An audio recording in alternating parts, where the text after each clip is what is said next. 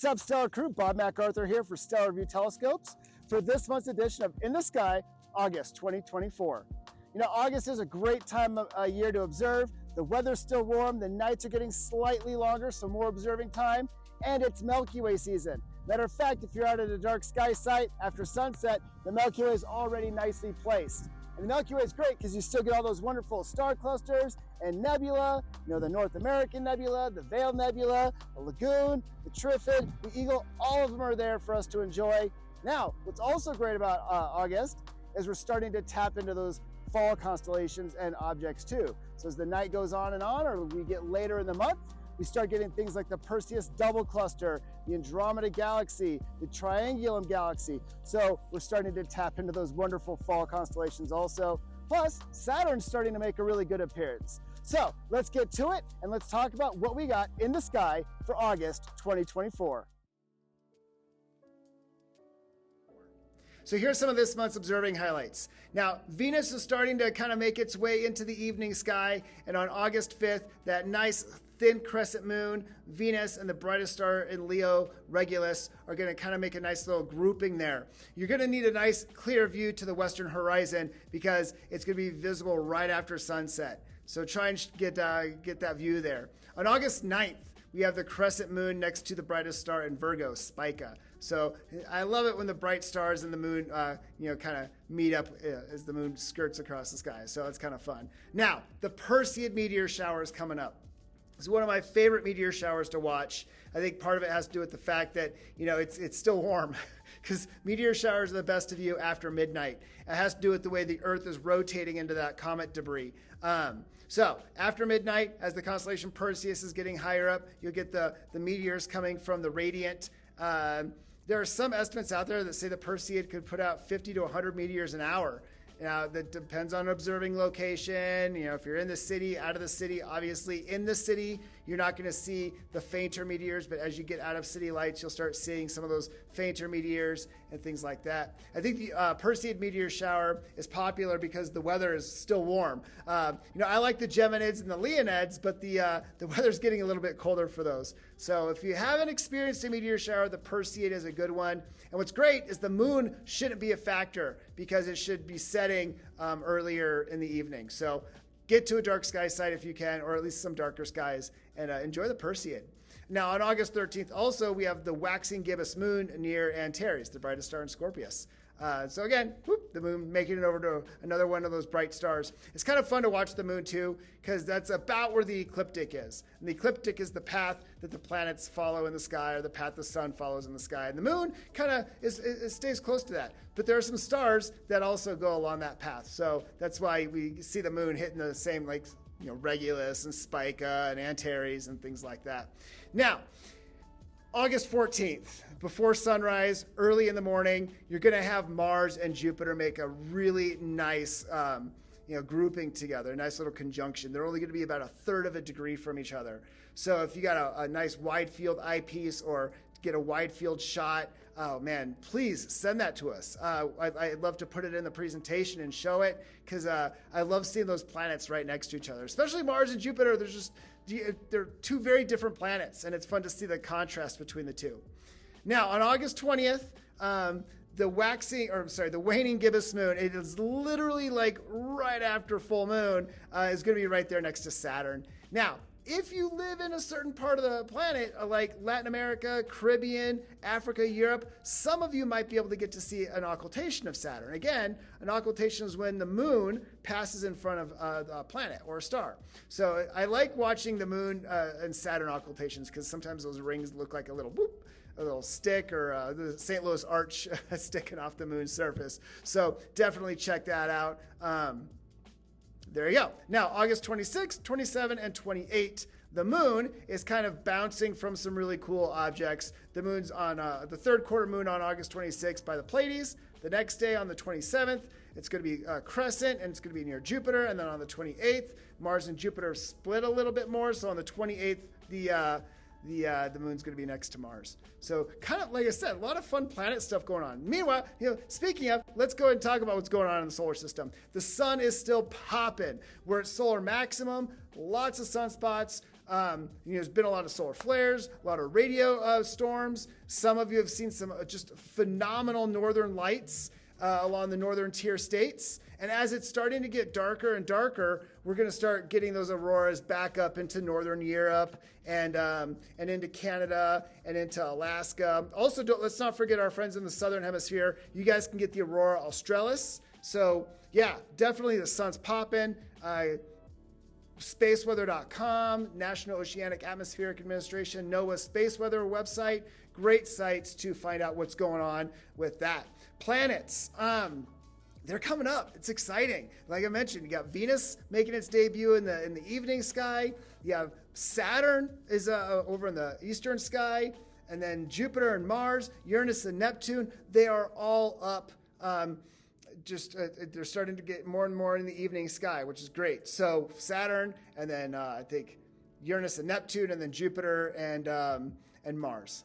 Jupiter, Mars being your early morning planets. So get out and check out the planets. Now, one thing I like is both Jupiter and Saturn, and actually they do it for Mars too. Sky and Telescope have observing tools, to where if you just look up Sky and Telescope, Mars observing tool, Sky and Telescope, Saturn observing tool, or Jupiter observing tool, it'll actually show you like what features are visible on Mars or which moons are visible. The great thing about Saturn right now is we're having a plane crossing. So the rings of Saturn are kind of flat, not open. So when we're getting that equatorial view of Saturn, sometimes we can see the moons pass in front of Saturn, and it's really cool to see that shadow of Titan on Saturn. So you want to know when those are, the Saturn's Moon Observing Tool is really good. And again, Sky and Telescope magazine does that. We also have a comet. At the end of July, I spotted Comet 13P Olbers a couple of times down there in the northwestern sky, kind of by the feet of Ursa Major. And it's still gonna be visible in the August sky. I like the livesky.com. That's a great website to see where comets are or other minor planets. Last month's, the largest asteroid in the asteroid belt, if you want to call it a dwarf planet or whatever, Ceres was at opposition. It's down by Sagittarius. But the livesky.com talks about where some of the brighter comets are, and also where some of the minor planets like the asteroids and even Pluto and things like that are in the night sky. I love using it. But check out Comet 13P Olbers. And then there's your moon phases. August 4th is the new moon. August 19th is the full moon. So plan your observing sessions accordingly. Now, it is Milky Way season. And with Milky Way season, we get a wonderful, wonderful collection of star clusters. Now I have M39, which is a beautiful open star cluster up there near Cygnus. It's not a ton of stars, but just a really nice collection of them. And you have M25 down near Sagittarius, getting closer to where the galactic center is. Now, up in the shoulder of Ophiuchus, you have IC 4665. It's kind of an open, kind of a wider star cluster, but again, just seeing all those stars about the same brightness and the same color just grouped in there, especially in that part where you get all that kind of background stars of the Milky Way, is just phenomenal. And I personally think refractors do such a great job with open star clusters. So check it out. Then we have the coat hanger. Now, there's some research out there that says that this is an open star cluster, but a lot of more recent research says this is just an asterism. So, but it's kind of fun because this little asterism or a cluster of stars is in the shape of a coat hanger, and it's up there by Vipecula. So check this. It's just a fun grouping of stars to check out. And we have some phenomenal globulars. I know I've mentioned M13 and M92 in previous months, but really M13 is the showcase of the Northern Hemisphere globulars. You have some other ones you have the ones down in Ophiuchus and in Sagittarius like M22, but I really like M13 and M92 just up there in Hercules. And then, some of the fall constellations are starting to pop up. You also are starting to get M15 over there in Pegasus. So check that out. And again, since we're still getting that large Milky Way coming up in the sky, it's nebula season too. So my favorite out of the group is the Lagoon Nebula. And I think it's just a spectacular nebula to see. And for me, it's something that reminds me of my time growing up as a kid, hanging out with the fam, using the 6-inch reflecting telescope and just enjoying the lagoon. But you also have the Omega Nebula and the Trifid Nebula, just beautiful nebulas this time of year. And then we go up a little bit higher into like Cygnus. You also have the Veil Nebula. Now, the Veil Nebula is two parts. You have the western part and the eastern part. And for some of these nebula, no filters are great. Or sliding in, say, a UHC filter, then pops out some of it, especially if you're in light polluted areas. The UHC filter or an O3 filter can kind of help pop out the detail. I really like using filters for both the Veil and the North American Nebula for that reason. Planetary nebulas like the Ring and the Dumbbell too, because sometimes an O3 filter can kind of pop out that detail a little bit. So M57, the Ring Nebula and Lyra, and then M27, the Dumbbell and Vipecula. And y'all, I could do so many slides of all of the nebula. There are just so many nebula in the sky this time of year. So these are just a few. If you want, tell us in the chat, tell us online, what are some of your favorite nebulas you like to look at? Now, because it's Milky Way season, we actually don't get a whole bunch of really bright galaxies, but there are some fun galaxies to look at, like NGC 6942 or Caldwell 12, the firework galaxy. And actually, I put this picture up here. There's the firework galaxy, and we also have a nice little open star cluster, so kind of a two for one there. The Splinter Galaxy. I actually just recently ran across this galaxy, and it's a pretty cool edge-on spiral. It's up there in Draco, NGC 5906.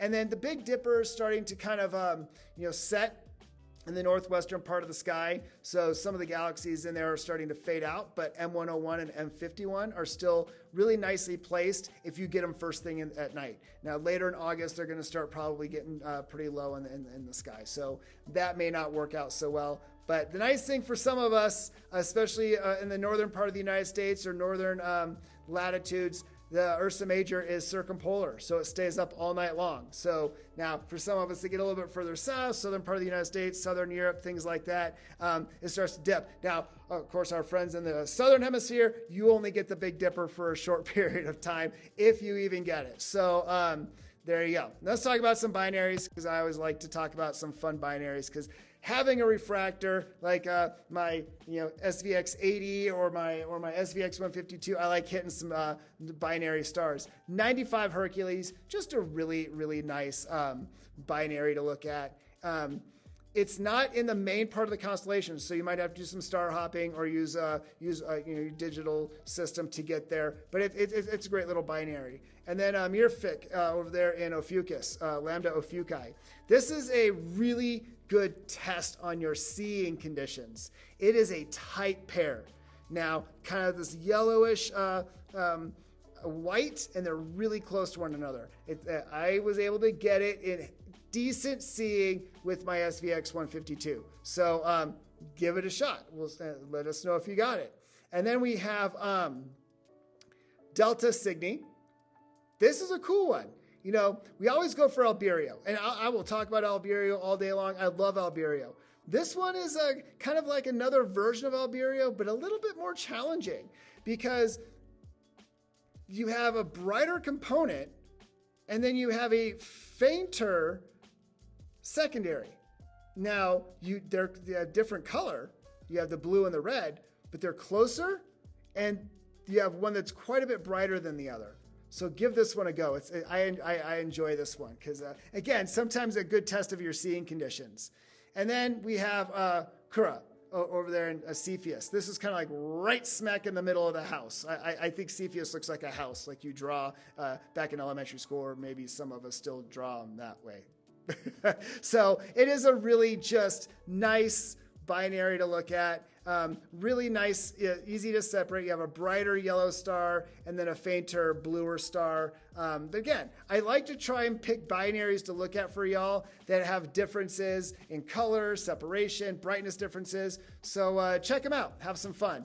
So here we are. It's August. We're still in the summer. We're getting closer to those fall months. And, what's great about this time of year, you can still get the summer Milky Way, but if you stay up a little bit longer, you can start getting into those fall constellations and fall fall objects. And, at the end of October, you start getting that little nip of, or I'm sorry, end of October. My birthday is in October. I love the fall. So that's probably why I'm like, oh, fall. But at the end of August, you can start getting that nip of fall. And, it's like, ooh, fall's coming, So I love fall time. So enjoy your summer. Enjoy what we got left of summer in the summer sky. And here we go. Just get out there, observe, bring some friends over, enjoy the longer nights. So appreciate y'all logging in and watching these episodes every month. If you have ideas, like things you want us to talk about, your favorite objects in the night sky, let us know. If anything, just like the Stellarvue Facebook site, like the Stellarvue Instagram, Twitter, like us on YouTube, because that really helps us know that we're getting it done. So we appreciate y'all watching and tuning in, and enjoy your observing sessions and keep looking up.